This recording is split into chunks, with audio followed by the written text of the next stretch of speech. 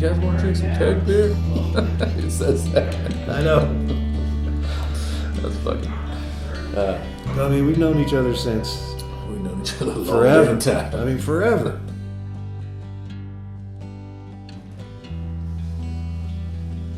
Do you remember the first time we ever played guitars together? Oh man, I didn't start playing until in my 20s, right? So Yeah, that was still fucking 20 years ago. That was 20 years ago. I mean, right? longer than that. Shit. Yeah, I mean, I imagine it was in your studio, most likely. But if it wasn't, it was definitely in the woods. Yeah. I feel like that's where we played most of our. That's kind of where it started, right? It was just around campfires. I mean, that's all we used to do back then. Yeah, that was Party, once a drink. month. Go to Yeah. the woods, Go to the woods, go Fish. fishing and soloing. drink around a fire, stay up all night.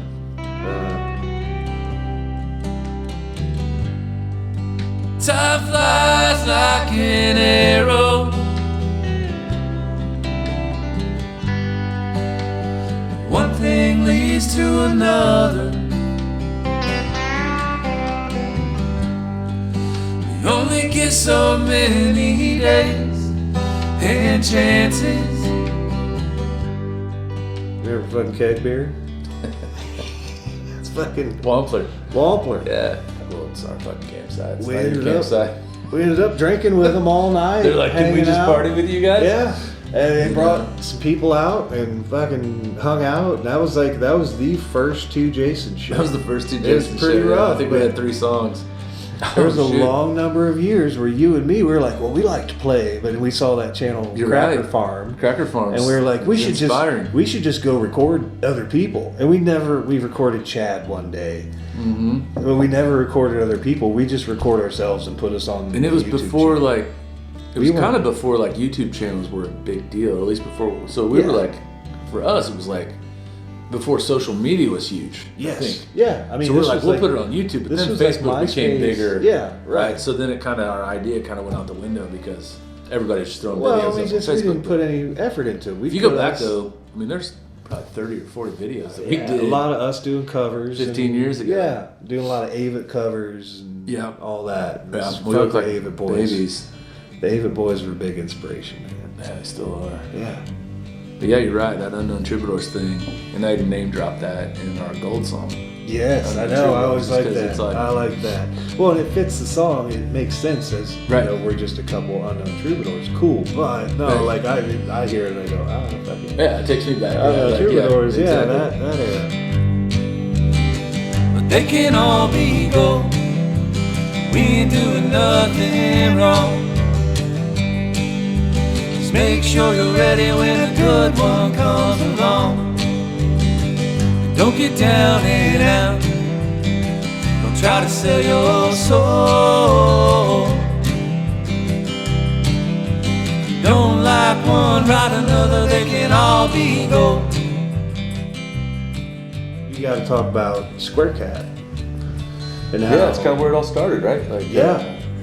You were the I did, impetus yeah, for I that. went for the first time. You and I had talked for like a couple of years about, we should We did. I do an remember open that. mic, and we're like, we're gonna do an open mic someday, but we just never did it. No. And I was always scared of open mics because it was like 15 minutes, right? You had to fill 15 minutes, and then I didn't know if I could remember 3 songs worth of lyrics. It's funny now Right. because we get up and do 35, right? But I didn't know if I could do 3. So I heard about this open mic that our friend Chad was gonna play, the first one, and I was gonna go watch it, but I didn't.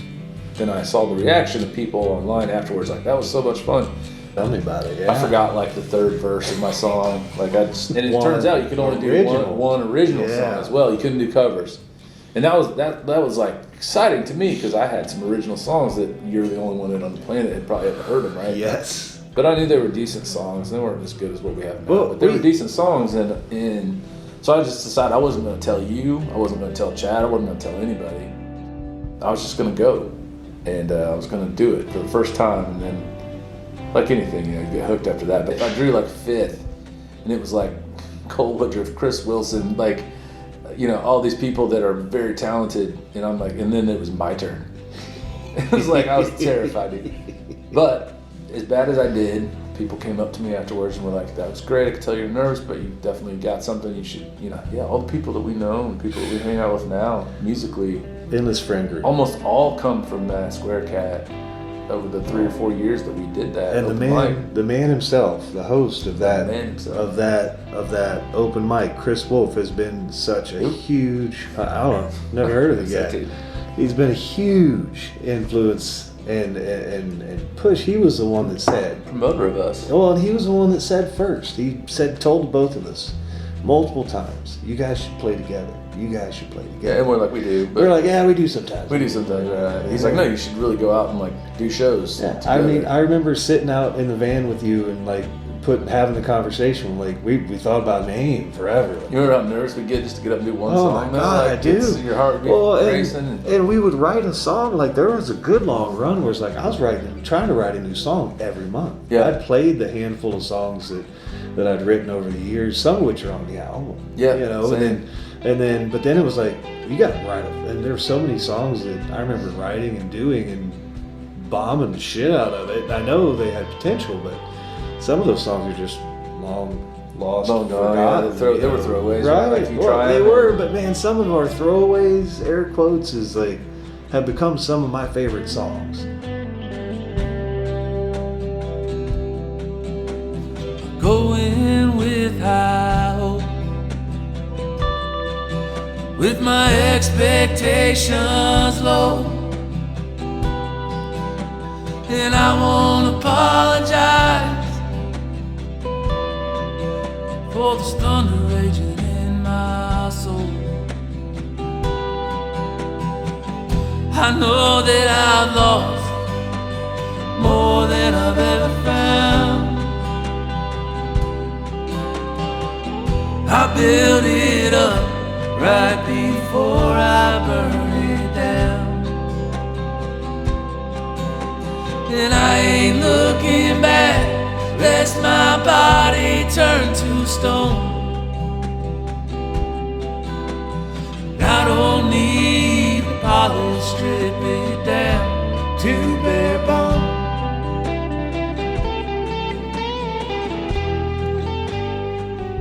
I guess that brings us to the album. We found that barn on B&B and talked about it. I thought, no way. Yeah. No way we're going to do this. To be able to pull off having 3 or 4 days to yourself Yeah. in the middle of the work week with with their wives approving and to be able to do that, it did seem like a far away thing, but we were like, finally, we're just like, let's just do it. And we went down, Wednesday night? I think so. We stayed Thursday, Friday, Saturday, came back on Sunday. We got the man behind that camera That's over right. there. Shannon came with us and was there for documentation and hangout purposes. And part of the journey, man. Party Cool. purposes. I think it shines through on the vocals. What we captured is like you kind of have to get in that place, right? You have to find that wave and ride it. And we got there. I think we got there and we rode that wave. Yeah. We didn't really come off the wave for like 3 days. We just stayed on it. We were although we were drunk, we had a plan. We had a systematic plan. We didn't get blacked out. Right. We had a systematic plan that we executed. We did these songs this day, these songs this day. We got through, 90% of the stuff that's on the album vocally. And even a lot of the guitar tracks are from that retreat. There's a sound that I keep hearing. It's distant yet so plain. Is there light at the end of this tunnel? Or is it just a train? Or is it just a train?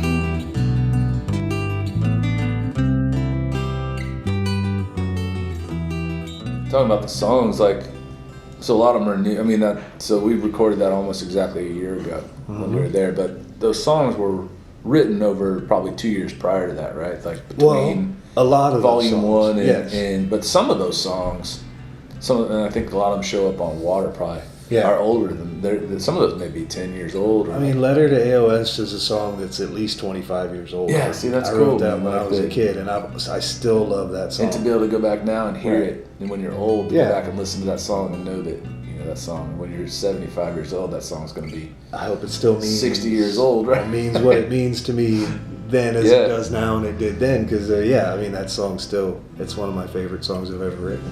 I like having these just for us. Like yes. To be able to go back, like I said, when we get older or whatever, to be able to listen back and because it's gonna. Every song has got a memory, right? Like it's based on something. Some of them are completely made up stories, but even those probably have some truth in it. Absolutely. It came from somewhere. So absolutely. When I listen to our songs, like it takes me somewhere, it takes me to a certain time. And I like the idea of being able to kind of capture that while we're young enough to do it and good enough to do it. And I agree. Have that kind of as we get older and as our kids grow, if we're gone or whatever, they can, listen to our songs. Hopefully it'll be there forever, man. It's about putting a piece of yourself out there, and music's so much more powerful than words. Words get you there, man, but like you put words to music and you make it this whole other thing. It's some of the most powerful shit in the world, and you're putting a piece of your soul out there with it. Like, and you're putting it out there for other people to share. A stranger that didn't know us from Adam and Eve, like they could probably pick up this album and the last one and probably feel like they knew us a little bit when they're done, just because, and probably on a fairly intimate level, right? Because you write about shit that you wouldn't necessarily talk about in a setting, right? You write about things that are super personal, super painful, or super happy, or whatever. You're always chasing that emotion to find inspiration for a song. Because nobody wants to hear a song about just like, hey, today was great, and I went to the store, and so like you write about things that matter to you. Well, I sat down at the table with an army of frogs. I didn't think I'd be welcome, but it didn't take long for them to find out that I also like lily pads. From there the night moved slow, 'cause it was all that we had.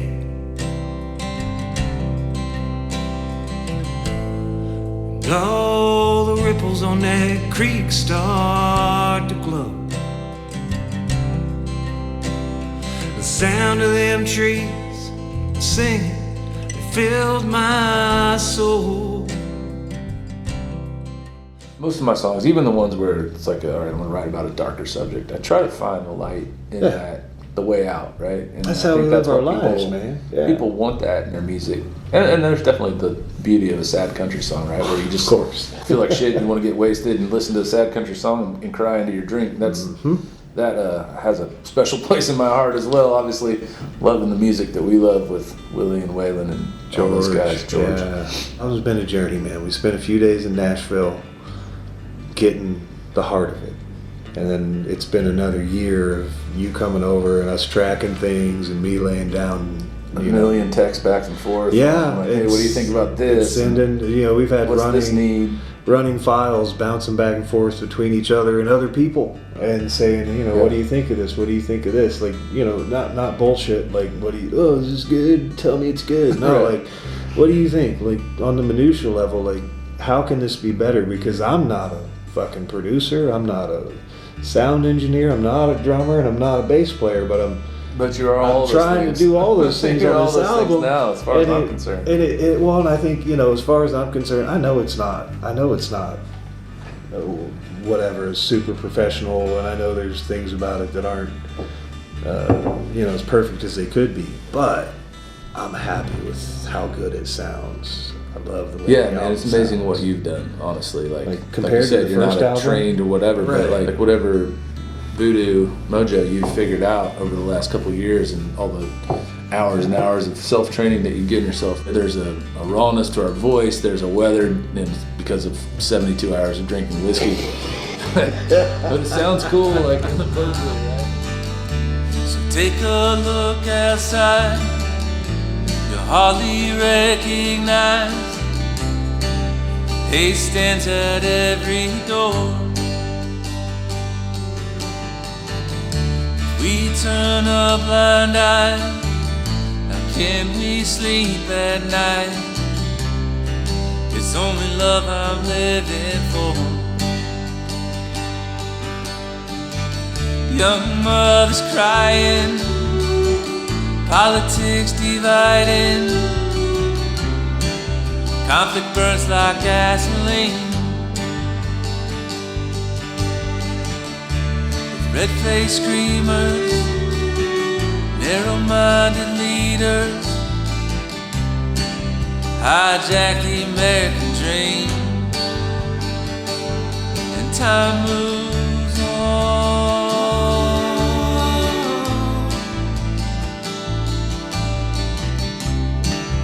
Yesterday is dead and gone. We don't have long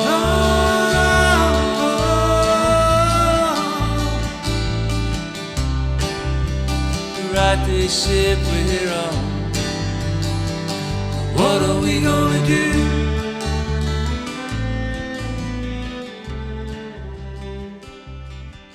We do it for us. We write the songs for us, but I feel like this part of like making it as pretty as we can is part of fulfilling that initial, you know, you hear the perfect song in your head and you use your talents to make it as close as you can get to that. Yeah. You know, and you know we've done that, but you know, a lot of the extra elbow grease, the extra work to really try to make it sound polished is to hope that other people will hear it. Like getting people to actually sit down and listen is the hardest sell. And honestly, that's the reward I want. It's not like I want them to listen because we're so fucking cool. It's like I want them to listen so that maybe they feel something that I feel, and maybe we share that, and sharing that connection through a song, even if we never meet.